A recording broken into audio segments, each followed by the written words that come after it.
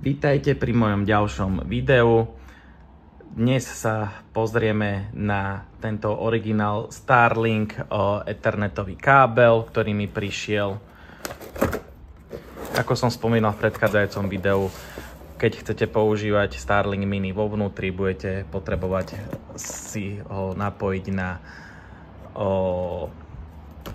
externý Wi-Fi router. Tak. Máme na každej strane Ethernet konektor s vododolným štuplovaním a to je z balenia všetko. Tak. Starlink Mini má v sebe zabudovaný Wi-Fi router s Wi-Fi 5 pripojením. Na tento ethernetový kábel si môžete napojiť akýkoľvek router aj z Wi-Fi 6 alebo z Wi-Fi 7 technológiou. Ďakujem vám za pozornosť.